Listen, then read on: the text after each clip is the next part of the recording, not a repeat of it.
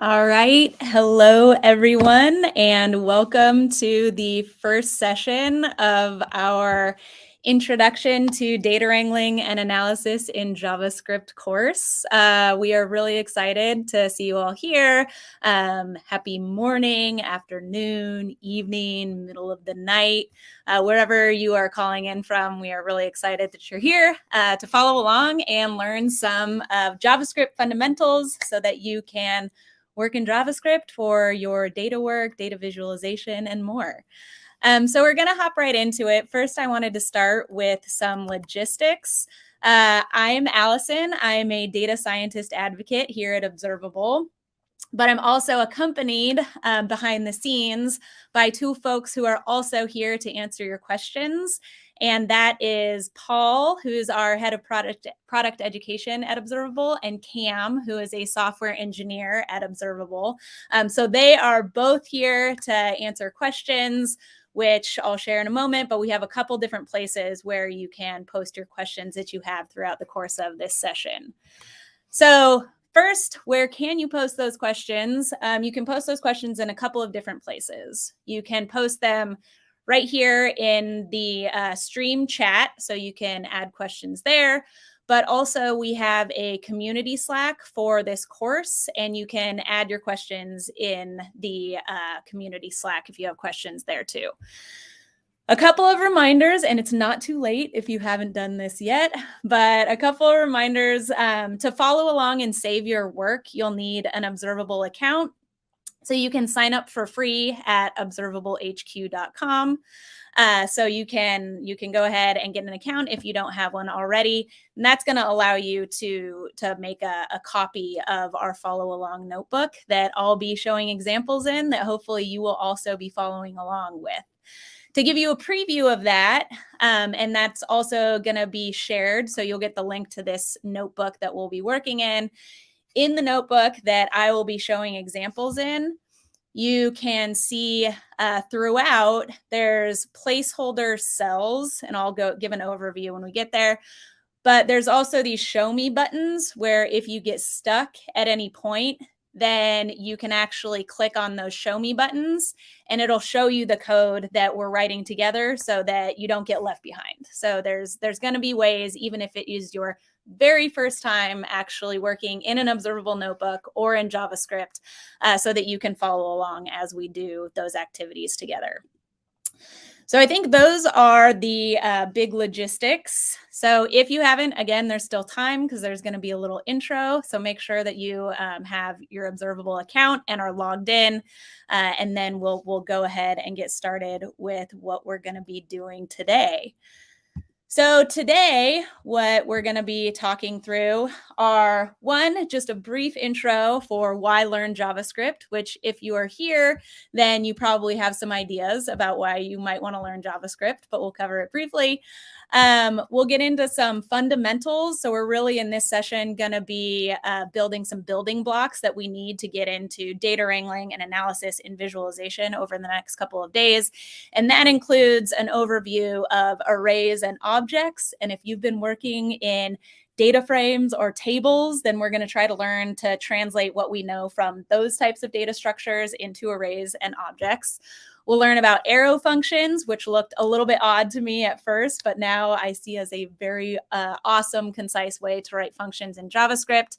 And then we'll be practicing some iteration with array map, which, as we'll see in the next session tomorrow, is this really versatile way to do not only iteration, but also to do things like basic wrangling to select columns or rename things or derive new columns. So it's a really nice multi-tool that we can add to our toolkit. And we also, at the end of this session, we are going to be creating our first scatter plot with the Observable Plot library. And then in future sessions, we're going to be adding interactivity to that. It's so great to see all these comments from people calling in all over the world. Amazing. Hello, everyone. This is really exciting. All right, so we have a lot to cover today. So we are going to go ahead and we're going to jump in. So first, why learn JavaScript? JavaScript is the most widely used programming language worldwide. It's also the language of the web, which means that it runs everywhere. So on any device you have where you are connecting to the web or working in the browser, JavaScript will also be running there. It makes it nice for browser-based work because it creates this like live tinkerable code, and the notebook that I'll be sharing today actually kind of illustrates how nice that can be, because you'll be able to play in something that I've created that's an online notebook. Working in observable notebooks, which we'll all be doing, means that there's no installation or setup. JavaScript runs in it. You can create a new notebook by clicking a new notebook button, and then you're just automatically up and running. Or you can create your own copy of an existing notebook, which is what you'll do today. It also provides ways, especially if you are creating data visualization or adding interactivity, to create like fully customized interactive visualizations and data representations on the web. So a lot of folks get into JavaScript from data science, specifically for data visualization. Also, because things are created on the web in the language of the web, it makes it easy to share things on the web. And if you've been working in other tools, if you've been working in R, like I've been a long-time R user, or in Python, it can be really nice, even if you're only using JavaScript in part of your workflow, it can be really nice to know some basics for data wrangling and analysis to reduce jumping back and forth between tools so much, so that I don't need to like hop back into another environment or another tool to do some like basic wrangling, so I can continue with my visualization right there. So these are a few reasons why I think it's really valuable to learn JavaScript, whether it becomes your main tool for working with data, or if you're adding it to an existing toolkit as an additional thing that can help you work with to visualize and analyze data. All right. Hi to everybody as you're all calling in. Okay, so I wanted to keep that intro short because I want to hop right into today's content. So we are ready, Doc. Let's do this. So the first thing that we are going to talk about is arrays and objects, and how this translates to structures that we might be more familiar with seeing if we're working in Excel or if we're working in R with data frames. So what are arrays and objects? So an array is a way of storing multiple values as a single variable in JavaScript. And the pieces of the array we'll call elements, and those don't have to be the same type. So this isn't like a vector where they have to all be numeric or something. So for example, here, I have created an array that is named burritos. You'll notice there's a lot of food-related variable names oftentimes in my materials. So hopefully if it's lunchtime for you, you also have some snacks that you can be eating. So I have this array that is named burritos, and that array, which is created using these square brackets, contains 4 elements. I have chicken, that's a string. I have a number, 4.2, that's the second element. Boolean, false, so we can have true or false, and then another string, avocado. So overall, this is my entire array that contains these 4 elements, and it's bounded by square brackets.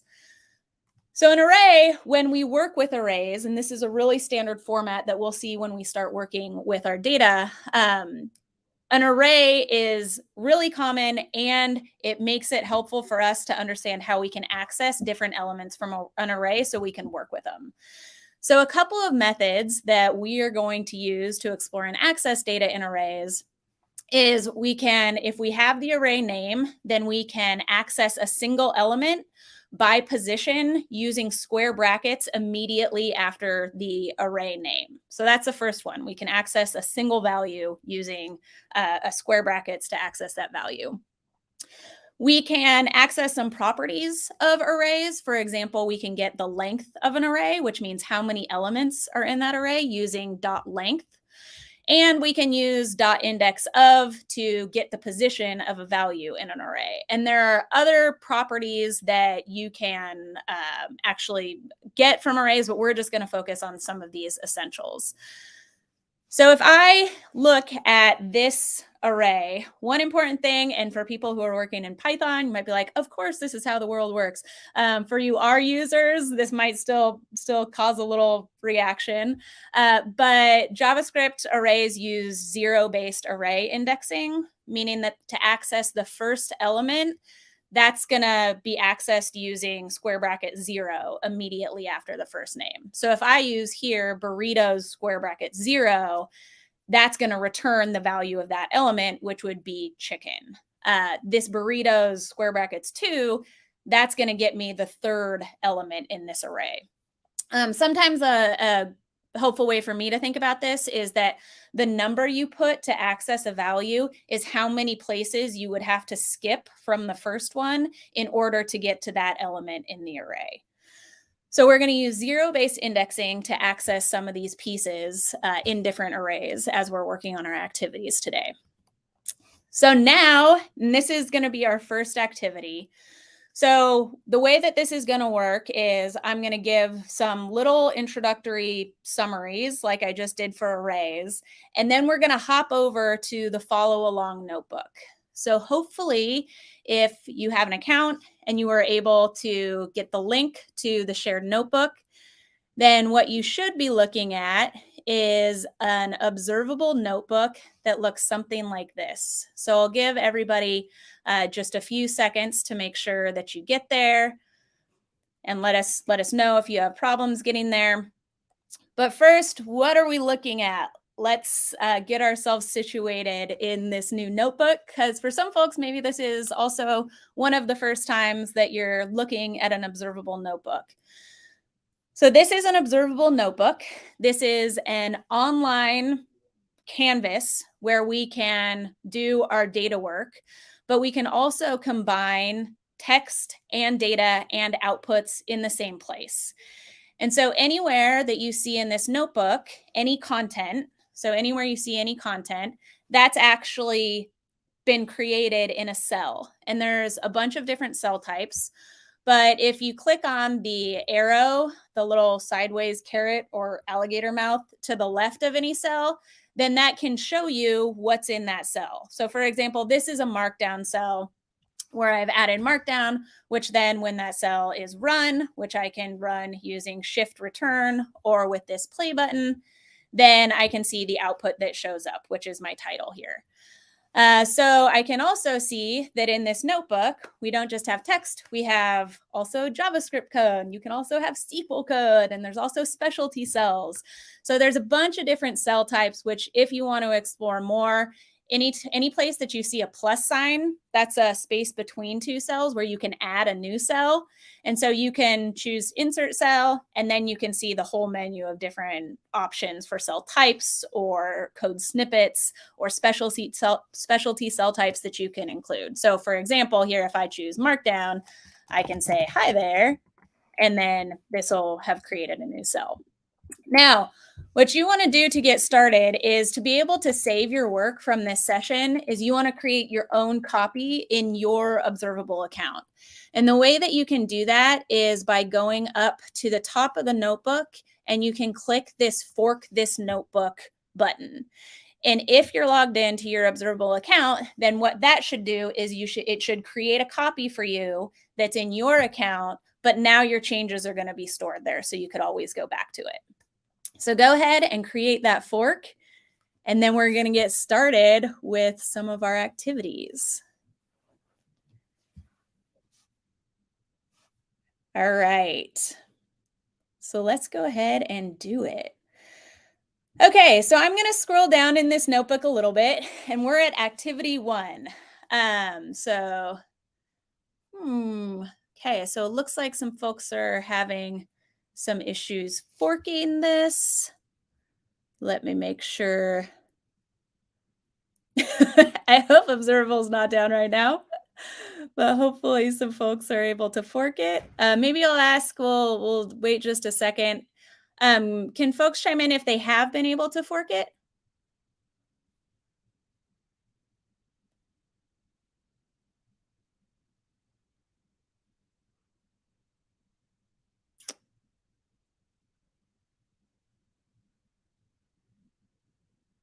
All right.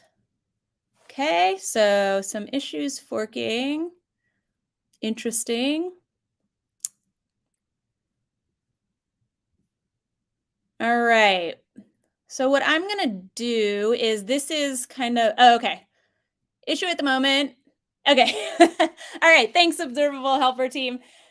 That's all right, everybody. So, okay, so if there's an issue forking right now, then what I'm going to do is talk through this example. Okay, so cool. Thank you. Thanks, Eli. So it looks like there's some issues. We'll go ahead and I'm going to talk through this example. We'll also be sharing the key later on, so you will be able to actually see all of the code, and you can always return to these different examples. Okay. So the first thing that I want to show is that this, and I'll talk through this and then I'll get a heads up when things are back up and running. But in the meantime, I'm going to talk through activity 1 so you can just watch me follow along. And I'll also explain some ways of working with code so that when you are able to fork, you'll know how to run code. Okay, so in this activity 1, I have pre-prepared this burrito array. And in this example, you can see that I am storing this. So this is bound to the name burrito is bound to this array that I've created that has 5 elements in it. Again, same as in the slides. Oh, cool. So Jeff just chimed in, and this might be a good option.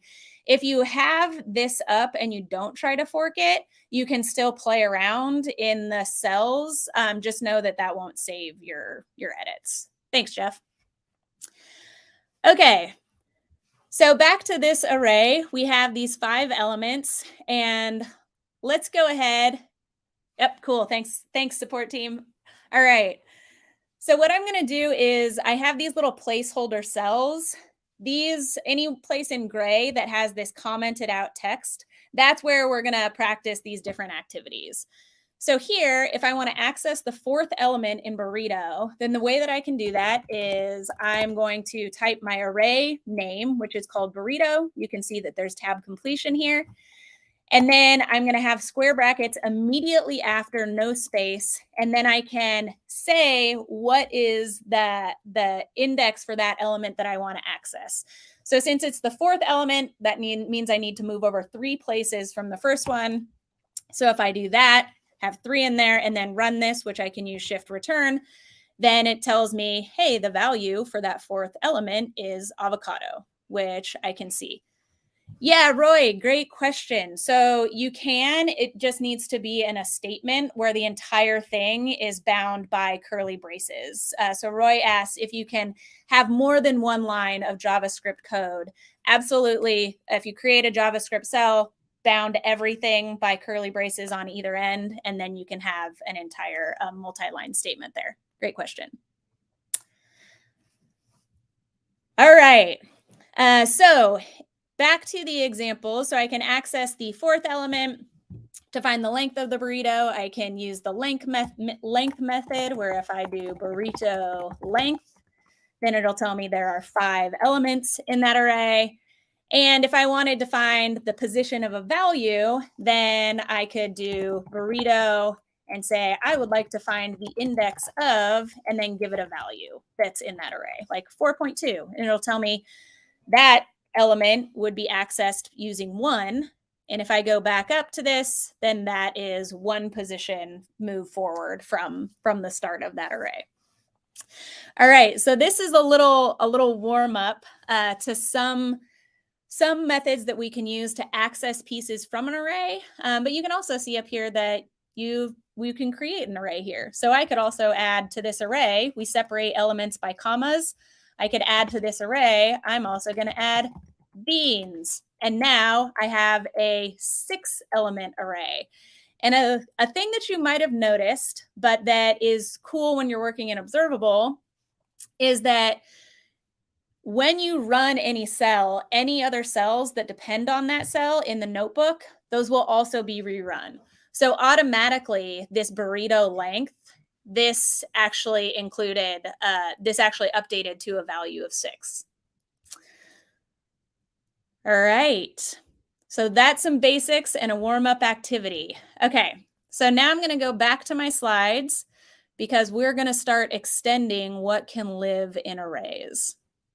So back on my slides, now I want to think about droids for a while. This is inspired by Virginia Poltrak, our wonderful designer at Observable, made a really cool notebook on droids, which inspired this example. But if we think about ways that we describe things, right? If I see C3PO on the left here, then I could say C3PO is gold. He's 167 centimeters tall, and his homeworld is Tatooine. And maybe I can infer which of these different values for R2D2 and BB-8 also referred to their color and their height and their homeworld. But a programming language might not automatically infer that, right? It might be like, maybe Naboo is something else that's not a homeworld. So we need to be able to have ways of telling our programs what characteristics we're actually describing with these different values. And the way that we do that, how we're going to do that depends on the many different languages that exist. But the way that we're going to do that in JavaScript is using objects. So objects, yay, forking is working. That makes me so happy. Okay, everybody fork this notebook. Okay, cool. So the way that we are going to store information then is using objects. And objects, these are our JavaScript object literal notation, which means that it's bound on either end by curly braces. And then for each element in an object, we have two things. We have a key or a name, and that's like the property that we're trying to describe. And then we have the associated value for that thing.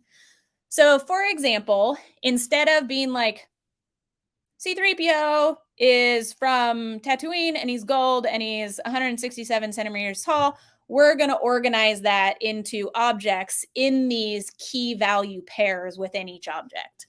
So in this case, I have for C3PO bound by curly braces, I have a key, which is 3PO's name, and then I have a value, which is C3PO, and that's a string. And then I separate elements in an object by commas, just like I would separate elements within an array.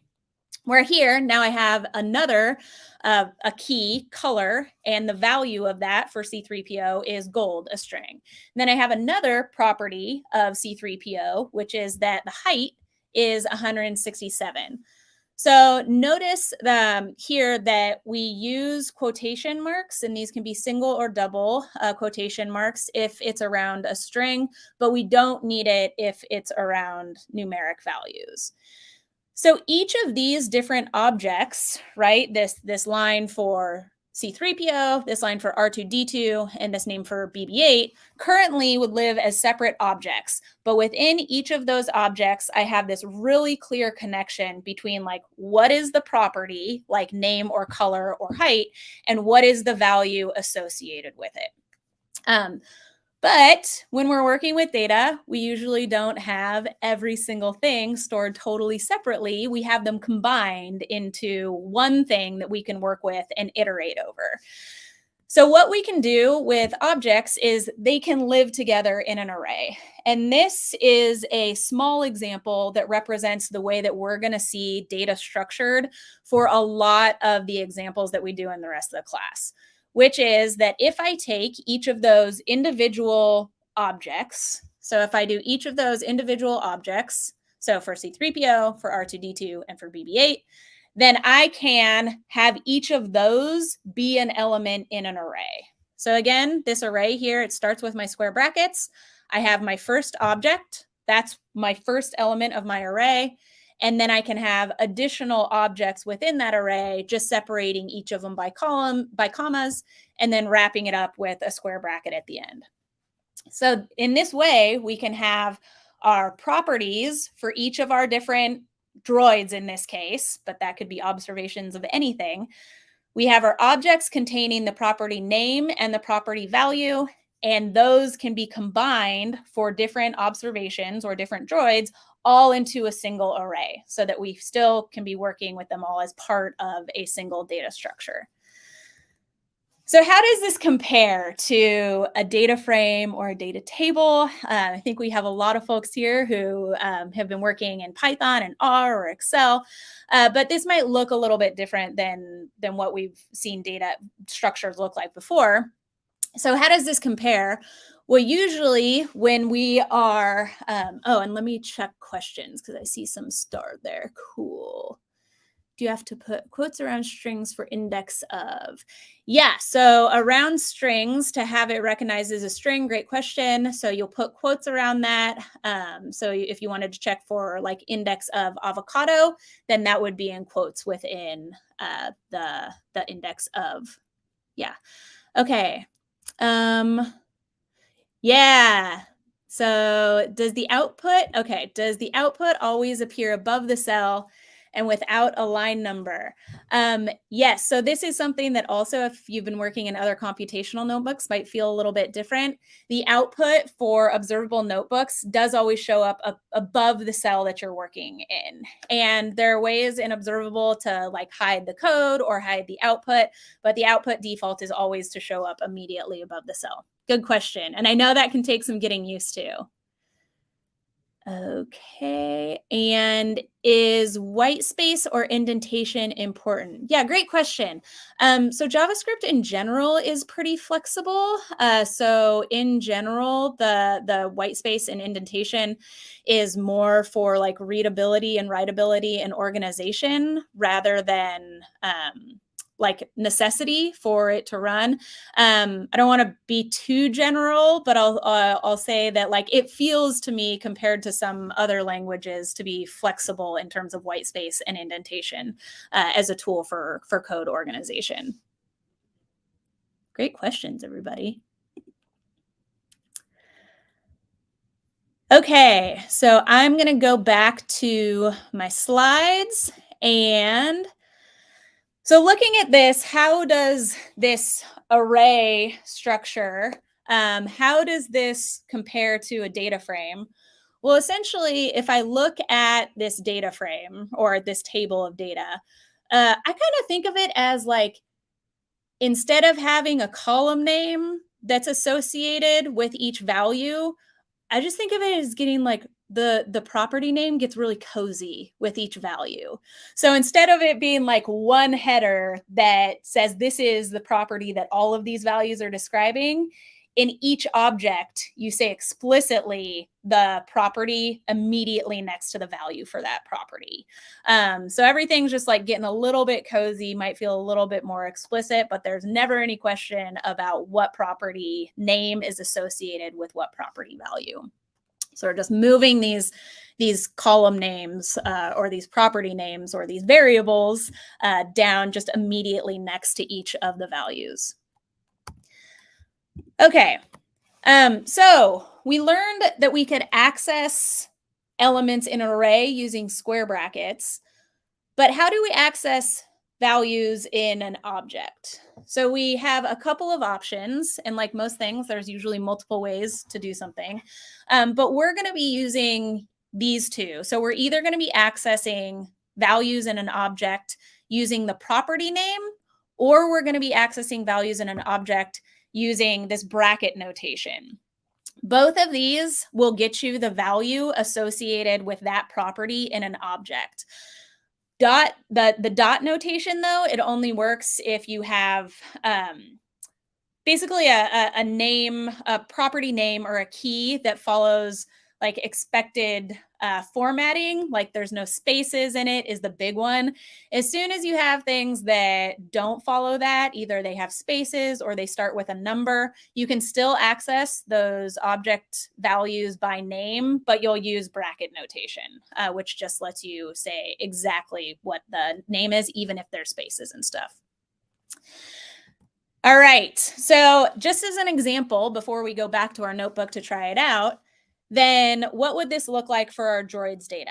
So first, if I have this droids array that has 3 objects in it, one for C3PO, one for R2D2, one for BB8, then if I wanted to get R2D2's data, then I would use droids square bracket 1.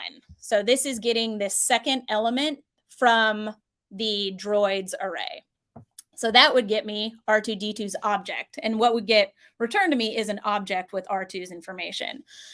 But if I specifically wanted to get to some other value that's in that object, then I could use this dot notation or that square bracket and then property name notation to get an individual property value. So for example, here, if I do droids1 in square brackets, that gets me R2's object from this array because it's the second element in that array. But then adding dot color will actually return the value that's associated with this color property for R2D2. So you can use these in combination to actually get individual values within an object within an array. Cool. So it looks like folks are starting to fork more, which is great. Awesome. Because we're going to start activity 2. So if you're just getting this fork, don't worry about example 1. As a reminder, like the key will be posted, the show me's will show you how to do it, but let's hop into activity 2.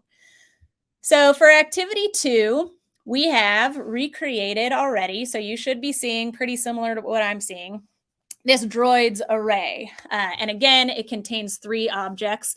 Just to familiarize ourselves with what this can look like, if I press this arrow next to array, then I can expand my view of this array as an output here in my observable notebook. So I can dig a little bit deeper, and then I can continue kind of digging in. So if you have like nested data, this can be helpful into the different properties, for example. So that's a way to expand data structures that you have in observable. But we have this droids notebook, or this droids array, and we can use some of the similar methods that we used previously. Like if I want to know how many elements are in droids, then I'm just going to use droids length. So that gets me, there are 3 elements, 1 object for each of my droids. If I wanted, though, to find, let's say I wanted to find the height of BB8, then the first thing that I need to do is say access the 3rd element of this droids array. So if I do that, then I can do droids, and then since it's the 3rd element, I'm going to skip 2 spaces. So if I do droids 2 in square brackets, then I can see that this gets me back the object for BB8. But now what I need to do is actually go ahead and then I'll use dot notation here, and then give it dot and the property that I actually want to access the value for. So I can use droids 2 and then height. Now, can I also use other notation? Can I use bracket notation? Sure. So you can use either one. But if you have one of a property name that is no spaces, no unexpected characters, then you can use what might be feel a little bit easier, this dot notation to access that value. All right, for the sake of time, I'm going to get back to slides, but there is another example there that shows you how you can find what all of the different property names are for any object or an object that lives in an array. Okay, so I'm going to go back to my slides. So now we have ways that we can access information from an array, which is, again, a way of storing multiple elements of potentially differing type as one variable, and how we can create and access elements or pieces, properties of an object, where in objects we have properties consisting of a name or a key and a value associated with it. All right, so now we're going to get into some things that are going to really help us do some data wrangling work. And that is an arrow function and array map. And we're going to kind of learn these things together because you'll oftentimes see them used together. So an arrow function, I remember when I first started working in JavaScript, I was like, what is this thing? And I don't even know how to Google it. But you'll see it everywhere. So we're going to cover this. So An arrow function is just a compact way of writing a function. And you create it using the arrow function operator, which is just =, alligator mouth. So these two examples on this slide do the exact same thing, where with a kind of traditional function that you might write, you say, I'm creating a function. Here is the thing that I'm going to expect you feed into this function. And then here's what I want you to do with it. So you usually have like a return statement that says, I want you to return, given this value of x, I want you to return x, in this case, multiplied by itself. What an arrow function does is an arrow function really compresses that. So an arrow function, instead of using function of x, you can just say what that input is going to be. So what is that thing that the function is expecting? And then you have the arrow function, and this does the rest of it for you. So this says, I want you to return everything on the right-hand side of this. So you can see that an arrow function actually allows you to write functions. They both do the same thing, both totally valid, but an arrow function allows you to write it in a more compact way. So oftentimes, and kind of the reason that we're learning about that now is because oftentimes you'll see this combined with array map. An array map has a specific job, which is that array map is a method that's going to iterate over all elements in an array, and it's going to apply a function to those elements and then return whatever the output is of that function. So just showing this visually, if you have an array called myArray, use .map as the method. That's going to tell it iterate over each element in this array, and then apply this thing to this function to each of those elements, and then return each of those things. So let's look at an example that uses these things in combination, because this is something that you will see all over the place in JavaScript. Let's say I have an array called myArray that contains different objects. And those objects, one of the properties is height, like we have for droids, right? I can say myArray.map. That means like, hey, I want you to iterate over each object in that array.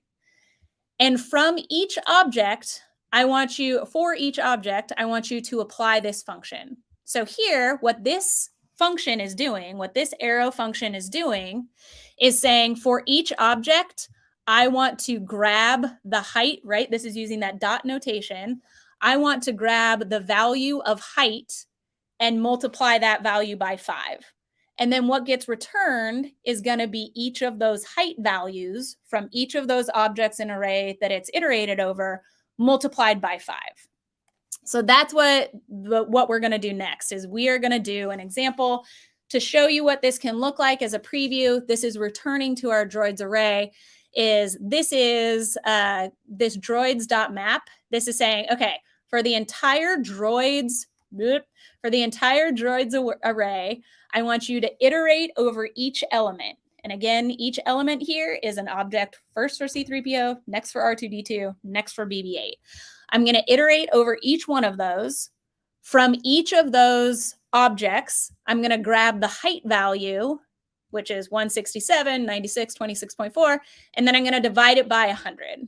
And then what is returned from this map method is each of those height values divided by 100 returned in an array. So this helps us do like nice iteration over multiple elements in an array, applying whatever function we want to. Okay, so I'm seeing just awesome comments. Yeah, so why is this D? This could be anything. So this could be like in the previous example, you could use X in the arrow function, as long as the thing that it's expecting has the same name as the thing that's used in the function that you want to apply to that thing, then it's fine. You will see D all the time. So D, you see V, I quite a bit. D for droid would be my favorite answer, and I would love to say that that's why, but you really do see D, but it can be anything. Like I could have, like Q, arrow, function operator q.height. So yeah, it's not necessary to use a d, but you will see that's the most common one you'll see. Great questions. Let's do an activity. All right. So I'm going to hop back into my notebook to do activity 3. And then immediately after this, we're just going to continue with some real world data. So here I have a new array. We can see it's an array called restaurant bills. It's bounded by these square brackets. So that's how I know it's an array. And within this array, I have 5 objects.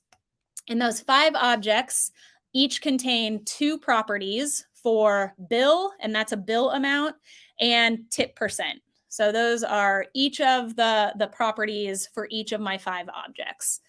And what I want to do is I want to calculate for each of these bill and tip percent combinations, what would the total tip be? And the total tip here is going to be my bill multiplied by the tip percent.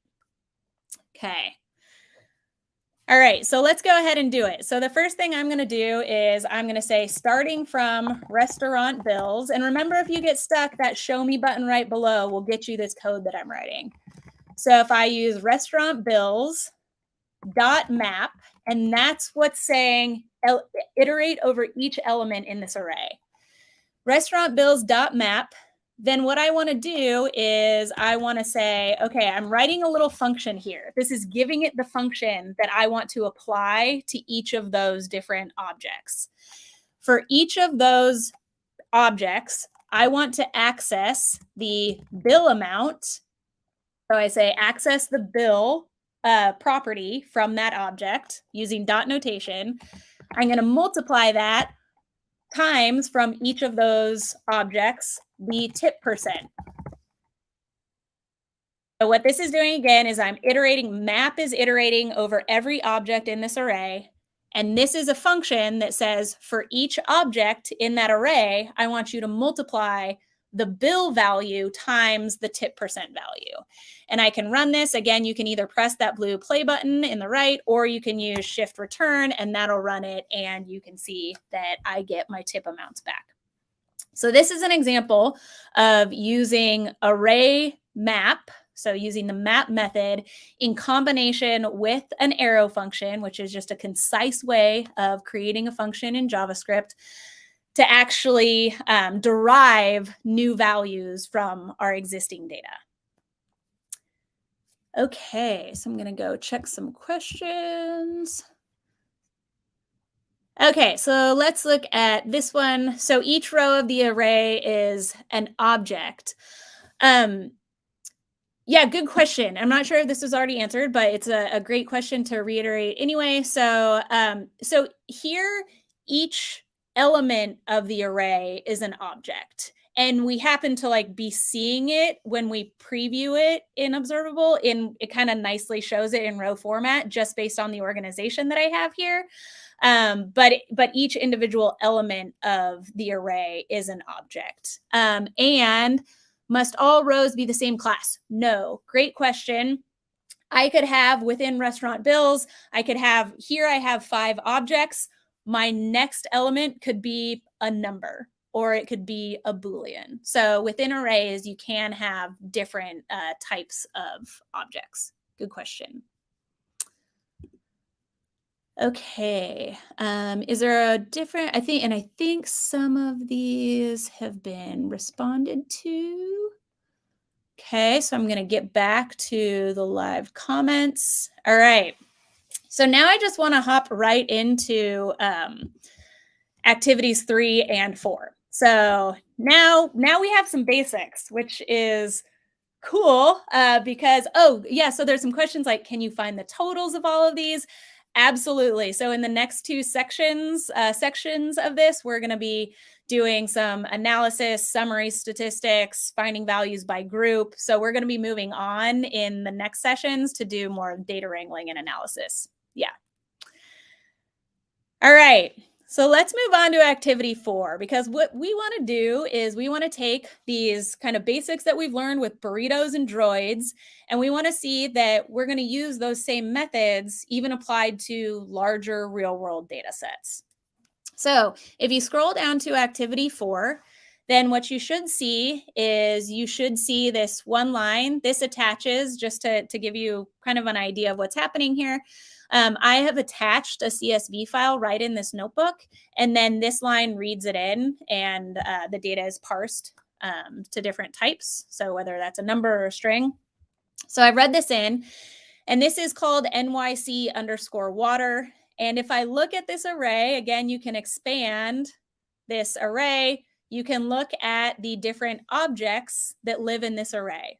So this is something that is notable, is that when you read in tabular data, right, is that the format that it's getting read in here is the same format as in the examples we saw previously, which is that it's an array containing different objects, where each object here was a row in the original table. So, but we can see when we look at it this way that, yep, the values are cozied up right next to the property name. We don't just have like one header. We have the property name, then we have the value immediately following it for each of these. So this data set is information about water usage and charges in different areas around New York from NYC Open Data. Yay for open data. And we're just going to be doing some exploration, and then we are going to make a chart that uses this. Okay, you can also see right below, we have this interactive table. This uses a specialty cell in Observable that is called the data table cell, which gives you a really quick preview, including for numeric variables, the distribution. So you get histograms. If you have categorical variables, it shows the breakdown of the different levels. So it gives you a glimpse into the structure of the data too, and some of the characteristics. But this is an array containing different objects that's called NYC_water. And we know how we can access information from arrays. So in this activity just below, for this first part, it says access the third element in the array. So if I want to, starting from this NYC_water, if I want to access the third element, I have to move 2 spaces from the first to get there. So I'm going to say, look at NYC water 2, and we should think about what this is going to contain, right? So before I even run this, well, I can just run it, but before I run this, I would look at my data and I would say, each element in this array is an object. So when I call the third element of the array using NYC water square brackets 2, then that will get me back the third element, which here is that object. But what if I want to access a single value from one of those objects that exists in my array? Well, then, for example, we can use these in combination, just like we saw for the droids1.name to get the name value from the second object in the droids array. Same thing here. So same principles apply, even though it's real world data. So here, I'm going to go ahead and say from NYC water, I want to access using 8. That'll get me the 9th element in that array, but that gets me the entire object, right? So if I look at this, that gets me the whole object here. Now, what happens if I try to use dot notation to call this property, where the property is consumption space and then in parentheses HCF? So if I just try to do consumption and then parentheses HCF here, it's going to say like, no, this doesn't work. And then I would remember, aha, right, if this dot notation doesn't work, it probably is because there's an issue with a name, but I can still access it instead using the square bracket notation, and then in quotes, consumption, and then HCF. Then that will get me the value for consumption HCF in that 9th element in the array. Okay, so let's do one more of those that uses dot notation. So here, if I want to access the 100th element in the array and get the location value, then I can do NYC underscore water. Then I'll use 99 because it starts at 0. And then here, location is a valid name to use with this dot notation. So I can just do dot location here. Now, would square bracket notation work here? Absolutely. But you can also, if it's a valid name, no spaces, doesn't start with numbers, no unexpected symbols, for example, then you can use this dot notation as an alternative. All right. So the next thing that we're going to do before we create our chart is we are going to make a new array of values. And that array of values, we want to contain the ratio of current charges, which is a column in that data set, to consumption, which is in hundreds of cubic feet. So we're going to go ahead and use array map to do this, and I'll talk through it. Again, if something happens with your code, remember that you can look at that show me button and that'll bring it up. So here, I'm going to first give this a name so that this output array gets stored that I'm going to call prices. And I'm going to say, starting with NYC water score. Whoa, that was not the right word. NYC underscore water. I'm going to use the map method. And as a reminder, map's job is to take an array and iterate over every element in that array, doing something to each one of those, and then returning whatever function you applied, whatever the outcome is. So here, this is going to iterate over each of those objects, which appear like rows. So it's going to iterate over each of those objects. And here's the function that I'm going to create. I'm going to say, okay, for each of those elements, which I'm calling D here, you could call this apples if you wanted to, as long as you're consistent throughout, but I'll use the standard D. I'm going to say pull current charges, so the current charges value from each object. Now, current charges is also 2 words. That's how it exists in this data set, so I can't use dot notation. But that's fine. I'm going to still access the value from each of those objects for current charges using this square bracket notation, so current charges. And then I'm going to divide each of those values for each object by pulling the value, using square bracket notation again, from consumption HCF. So what this is doing, just to repeat, I'd say starting from the NYC water array, then I want to iterate over each element, which is each of our objects, so each of the rows that show up in that table. And for each of those, apply this function that I've written. And what this arrow function is doing is saying for each of those objects, I want you to access the current charges property value and divide that by the consumption HCF property value. And then when you run that, again, shift return or using the play button, then you can see that an array is returned, which each of those values calculated for each of the different objects. And that would allow us, for example, to compare price rates is what we might be looking at. All right. So now we're going to move on to our last activity of the day, which is that we're going to meet Observable Plot to make a scatter plot. So Observable Plot is a JavaScript library for data visualization, which is built on D3, if you've heard of D3, which is a framework that folks use for creating really bespoke, completely customizable data visualizations in JavaScript. It's built by the same team that built D3. This might be music to your ears if you are a ggplot user or matplotlib or plot9, is that it follows the grammar of graphics. So the design is going to feel familiar as you're writing things. It's really expressive and customizable and also fast because you can kind of get started quickly. You don't have to build every single piece from scratch. And as we'll see in future sessions, we can also add interactivity in a snap, which is exciting. So let's go ahead and we're just going to do this thing, and I will explain some pieces of plot as we go.